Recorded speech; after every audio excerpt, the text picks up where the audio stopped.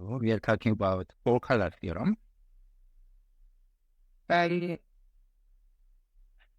as I mentioned, four-color theorem was adopted 1852, and it was proved much later using computer that was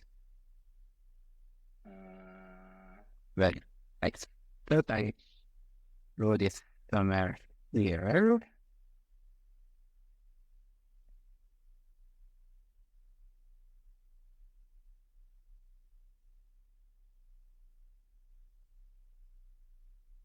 Give me a moment, it was 19 something. Apparently, how can prove it using computer assistance? So it was open for more than 100 years. And during those time, I mean, people have tried many ways. And in the course of trying to proving it, many equivalent problems was suggested.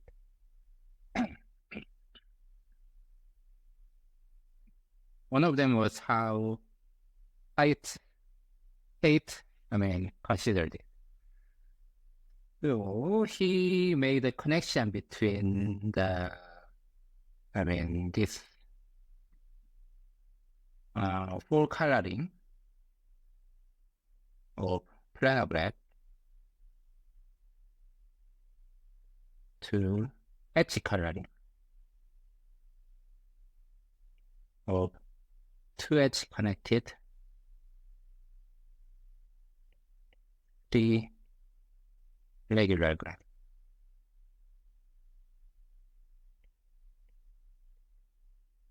So what do you want to prove? You want to prove that the planar graph G is four colorable. So this is what we want to prove. In fact, adding edges, does that increase the chromatic number? Does that decrease the chromatic number? It's sufficient to prove that the planar triangulation G is four colorable. And this is equivalent to show that its dual graph is four face colorable. So four face colorable means that we color the faces so that any two faces sharing a boundary gets different color. And if you have planar triangulation, its dual is what? This is, you can check that this is two edge connected, three regular.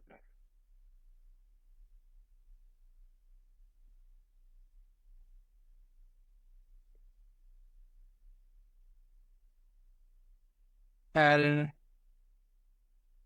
what Tate proved is that this problem of coloring the faces with two colors is actually related to the three edge coloring of this graph.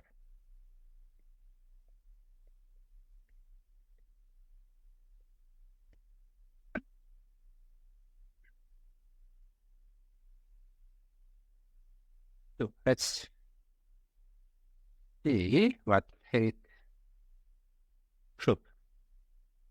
So if we have a two edge connected, three regular plane graph, this is the edge colorable if and only if it is full face colorable. So essentially what we will prove is that if we have a three edge coloring of this graph, then we can use it to get the full face coloring, and then vice versa. If you have a full face coloring, then we can use it to get the edge coloring. So let G be such a graph. So two edge connected three regular plane graph. So it's already embedded on the plane. And let's prove this direction first. Suppose that this G is full face colorable. Every face is already colored. So we can give arbitrary name to the full color, but the full color be our binary pair, which is like 0, 0, 0, 1, 1, 0, 1, 1. So those are the four colors. And when we have an edge with and there are two faces. There is one face and the other face. Let's have this edge as a boundary.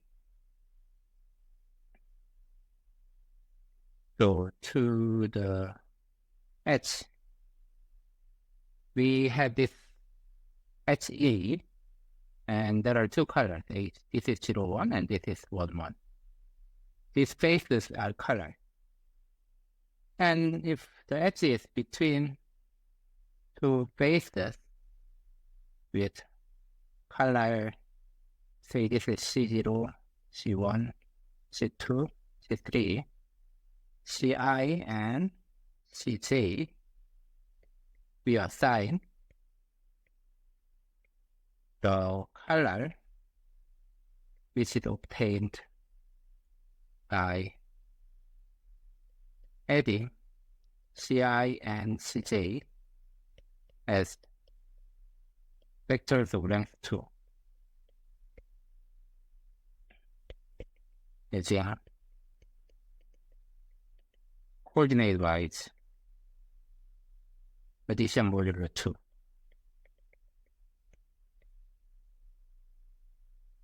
So in that case, we give this 1, 0. If we have 1, 1 and say 1, 0 and 0, 1, then we give this as 1, 1. So this defines edge coloring. And we need to check that this is actually a proper coloring. And also we have to check that this actually defines the proper, defines the coloring well. And we know that G is two edge connected. There are no codecs. So each edge bounds to a distinct face. And if we have a codex, then this face and this face would be the same face. However, this doesn't happen. So each edge is incident with two different faces. And then they have different colors. And the sum 0, 0 never occurs as a sum. So all the edges are colored with either 0, 1 or 1, 0 or 1, 1. This is 3 coloring. And remember, our graph G is 3 regular. If two edges incident to some vertex V receive the same color, then what happened? So this is color C and this is color C. Then what? This face must have color, say 0, 1, some color. Then what would be the color of these two faces?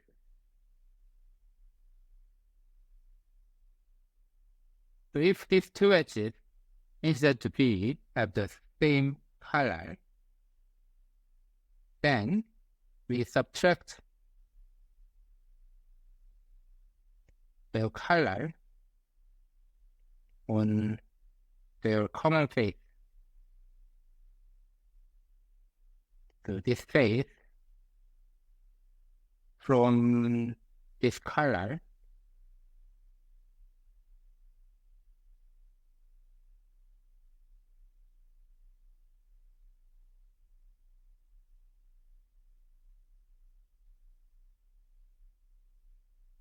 it yields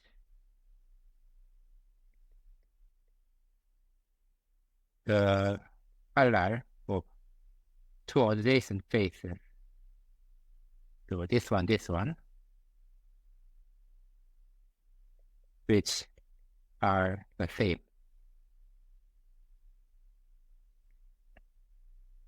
Which is a contradiction because our original base coloring was purple coloring. So this proves this direction, and let's prove the other direction. Now suppose that if G has a proper GH coloring using three colors A, B, C. And let's take the color, it is those colors. And those colors are subgraphs DA, DB, DC. And since G is three regular,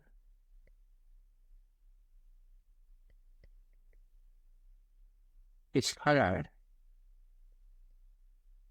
appears at every vertex.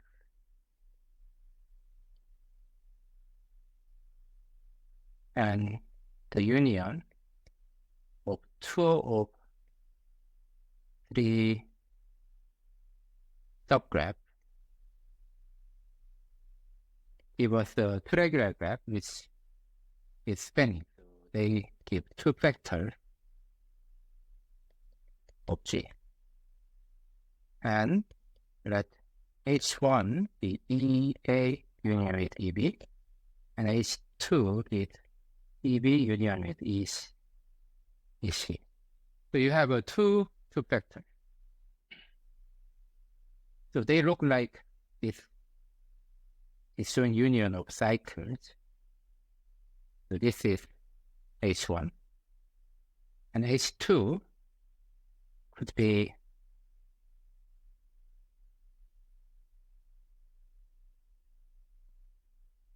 like this.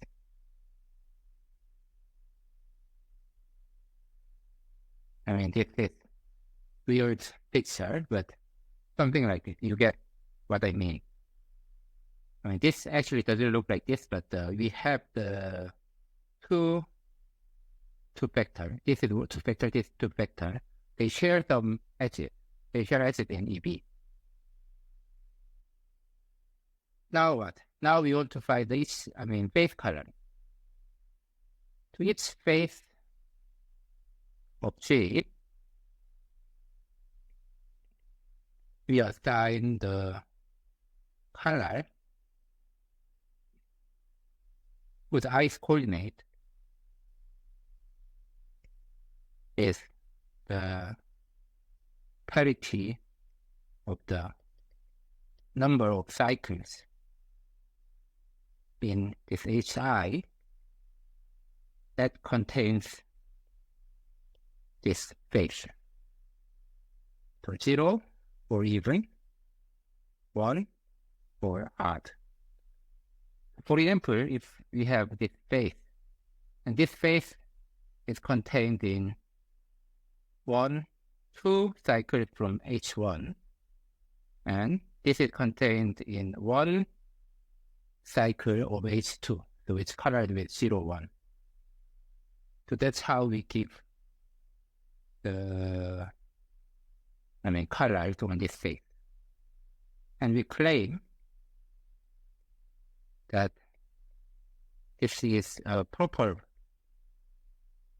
for face coloring.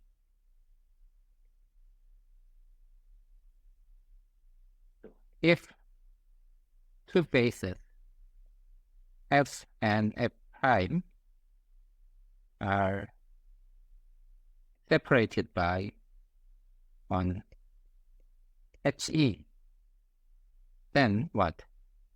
They are first distinct phase because if E is not a product, it's two edge connected. So these two phases are different. And if the HE belongs to a cycle C in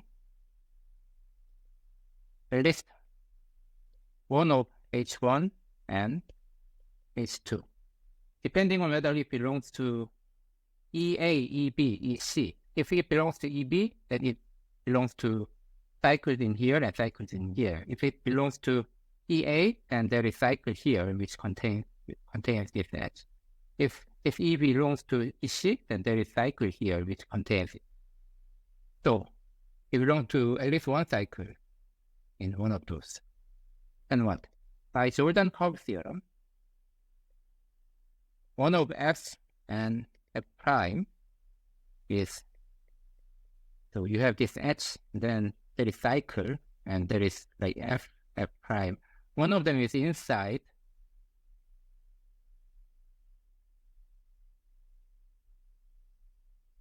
C, and the other is outside C.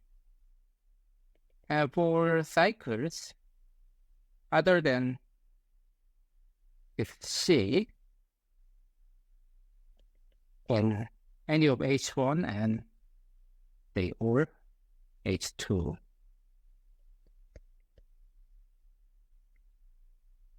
F and F prime are on the same side because E does not belong to those cycles.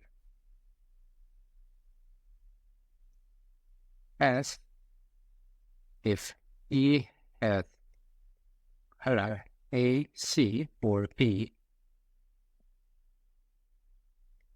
then the parity of the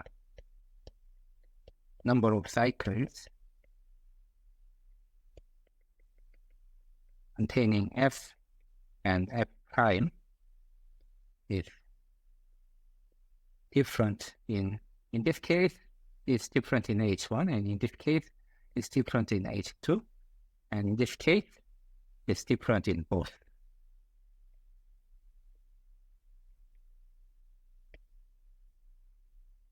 Thus, this shows that we have given this F and F prime different color.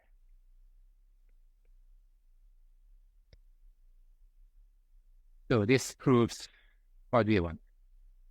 So we show that there are relationship between full face coloring and edge coloring. Then what do we have to show? We just have to show that this graph is 3-edge color. In order to prove 4-color theorem, it's sufficient to prove that. And one can further reduce this to, one can further show that it suffices to prove that the 3 connected, 3 regular planar graph is 3-edge color. So one can check that if we can prove this, then this implies that any 2-edge connected 3 regular planar graph is 3-edge color. It's not too difficult to check this. Yeah. So one can reduce the problem to proving that this is 3-edge colorable. And also one can prove that what Haidt tried was that he showed that if you have a Hamiltonian three-regular graph, then this is 3H color. And Haidt believed that if you have a three-connected three-regular planar graph, then it has to be Hamiltonian. And thus, he believed that this and this together proves the four-color theorem. But this was not true. Later, the many three-connected three-regular planar graph, which is not Hamiltonian.